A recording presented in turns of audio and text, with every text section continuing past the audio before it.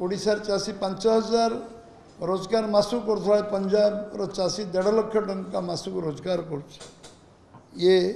समस्त प्रणिधान चिंताजनक विषय जे आम कौ जगार अच्छा आम जलसेचन अवस्था कहले न सर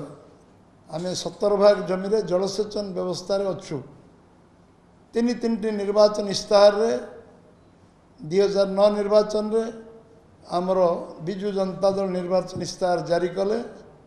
जदि नवीन बाबू नेतृत्व 2009 सरकार हुए ताल आम प्रति ब्लॉक रे 33 भाग जमी जलसेचन व्यवस्था करूँ 9 रु 14 गला गोटे इंच जमी जलसेचित हो पारा 2014 पुणी 10 लाख हेक्टर जमी जलसेचन करूँ जदि मुख्यमंत्री नवीन पट्टनायक सरकार करती आम 10 लाख हेक्टर जमी जलसेचन करूँ 5 वर्ष बीतीगला 10 लाख हेक्टर जमी तो जलसेचन दूर कथा गोटे इंच जमी जलसेचन हो पारा 2019 पुणी पुनर्बार तृतीय थर पुणी सरकार को आसिले निर्वाचन इस्तार नहीं प्रति ब्लॉक रे 35 भाग जमी जलसेचन करूँ कौन सी ब्लॉक रे गोटे इंच जमी जलसेचित है बर जलसेचित जमी कमी कमी 70% रे पहुँचला ये आम महानदी रे बेरेज 7टा करी घोषणा सरकार कले ये घोषणा सर्वस्व सरकार प्रचार सर्वस्व सरकार 7टा बेरेज विषय क्वेश्चन पचारे विधानसभा गत विधान चलित विधानसभा से उत्तर देले जे कौन सी योजना नहीं आमको बेरेज कर कौन योजना ना महानदी रे 7टी बेरेज कौन सी आरंभ भी हो पारा नहीं सबुठू दुखर विषय कौन सी नदी जो नदी रे जलसेचन व्यवस्था हो पार केंद्र सरकार प्रधानमंत्री जलसेचन योजना रे हजार हजार कोटी टंका दौला बेले आम सरकार से विषय जलसेचन भी चिंता करें प्रधानमंत्री आमर यशस्वी प्रधानमंत्री भारत रत्न अटल बिहारी वाजपेयी थिला बेले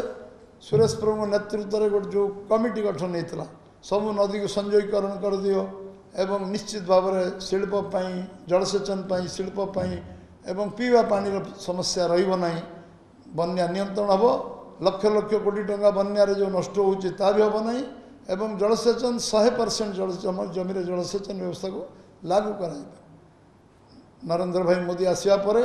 जो 5,00,000 कोटी टंका बजेट प्रोविजन अटल बिहारी वाजपेयी सरकार रही से ओडिशा आरंभ होता रिभर लिंकिंग 1,05,000 कोटी मोदी जी उमा भारती केंद्र जल संपद में पठेले किंतु एक प्रत्याख्यान कले ओडिशार मुख्यमंत्री ओडिशार सरकार ए विषय में आपको कही रखे जे नदी रे जलसेचन mega electric project check dam project पर्यंत यदि जलसेचन व्यवस्था को ध्यान सरकार दे था ये सरकार इच्छा शक्ति नहीं चाषीर विकास हाँपे चाषीर उन्नति हाँपे जलसेचन व्यवस्था एवं सबुठू आम भैल्यू एडिशन किसी चिंता कले चाषी आम आलू मिशन आरंभ कले 200 कोटी टंका बर्बाद कले इजराइल गले एठी गले लोक भुआ बुलेले लोक विभिन्न स्वप्न देखे आलू चाष कले आलू किणिले सरकार आलू पचिगला आलू पियाज मिशन रे 200 कोटी टंका पियाज 250 कोटी टंका पियाज मिशन रे 250 कोटी टंका गरीब लोक टिकस पैसा को बर्बाद करागला किंतु ना आलू मिशन सक्सेस है ना पियाज मिशन सक्सेस है निष्ठा नहीं एवं तापाई योजना नहीं से ये विफल है भैल्यू एडिशन कृषि भित्तिक शिल्प करने ये सरकार बहुत प्रतिश्रुति देले जो कृषि भित्तिक शिल्प था ताकू बंद होबार लगिला से ढेंकानाल विभिन्न जगार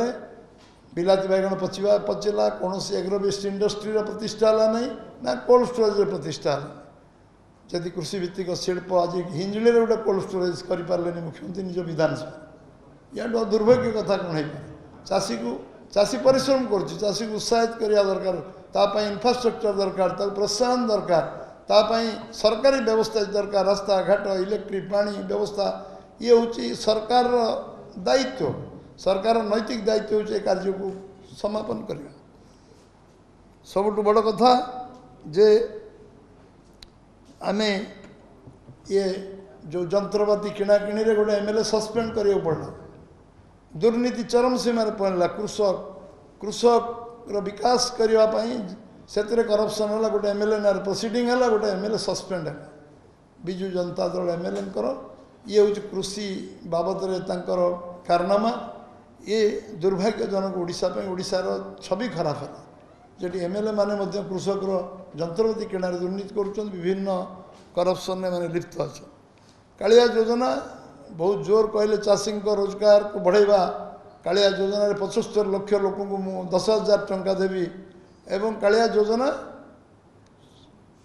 4,000 टंका मिलला 6,000 टंका 5 वर्ष 30,000 टंका चाषी को एपर्यंत मिलला नहीं वर्ष को 4,000 टंका जो 10,000 टंका कमिटमेंट करते 4,000 टंका सीमित रहा कालिया कमिशन कहले कालिया कमिशन है नहीं लोकंर 30,000 टंका सरकार आज पर्यटन देले नहीं जहाँ सरकार कमिटमेंट करते सरकार कमिटमेंटर मूल्य कौन आम समस्ते चिंता कर आम 75 लाख कही 40 लाख चाषी को अद्यावधि देले आउ 35 लाख चाषी को अद्यावधि देलेनी कालिया योजना ये कथा आपण को नॉलेज को आणुची जे कमिटमेंट 75 लाख देले 40 लाख चाषी आम प्रोसेसिंग यूनिट बंद करदे प्रोसेसिंग यूनिट कर वैल्यू एडिशन जो हम एग्रोवेस्ट इंडस्ट्री कले हम कोल्ड स्टोरेज कले हम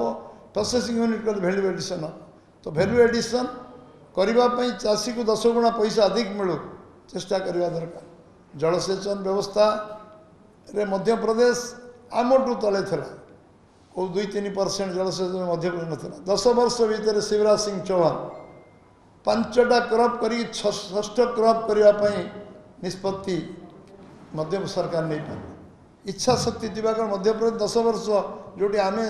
जो 19% थे आम 17% खसीगले से जलसेचन व्यवस्था बर्तमान 100% इरिगेशन फेसिलिटी कर 5टा क्रॉप कर 6टा क्रॉप 2 मास कैश क्रॉप 60 दिन में कैश क्रॉप कर अकाउंट पैसा मिल चाषी को पैसा अधिक मिल आहरी गोटे क्रॉप बढ़ेगा चिंतार जलसेचन व्यवस्था को एति स्ट्रेंथेन कले जो मध्य प्रदेश गोटे उदाहरण आम मध्य प्रदेश जदि करपारा ओडिशा आम तो एत आगे थे 2% 3% मध्य प्रदेश था ये कथा प्रणिधान योग्य एवं आमे आमे आमे सबुठ बड़ विषय हूँ आमर चाषी उचित मूल्य दवा सरकार थिला बेले मु से विभाग रे मंत्री थी आम जीरो अकाउंट खोल आरंभ कलु जोड़ा प्रधानमंत्री एवं 56 कोटी जीरो अकाउंट खोल से आम ओडिशा रे 58 लाख जीरो अकाउंट खोलू सबू बैंक रे चेयरमैन डाकी चेक रे आम समस्त 24 घंटा रे पैसा दबार व्यवस्था कर गवर्नमेंट एजेंसी 20-22 एजेंसी धान किणुला सेल्फ हेल्प ग्रुप सहित एवं समस्ते चेक अकाउंट भी चेक रे धान किणे धान किणारे कटनी छटनी व्यवस्था नाला बर्तमान चाषी 2183 टंका मिनिमम सपोर्ट प्राइस जो अच्छी तादर से 5 किलो 7 किलो 8 किलो 12 किलो पर्यटन धान कटनी छटनी हो 5 किलो तो कौटी ना 7 किलो कम ना 12 किलो पर्यटन अन्य किसी अंचल आहरी अधिक काटार प्रयास हो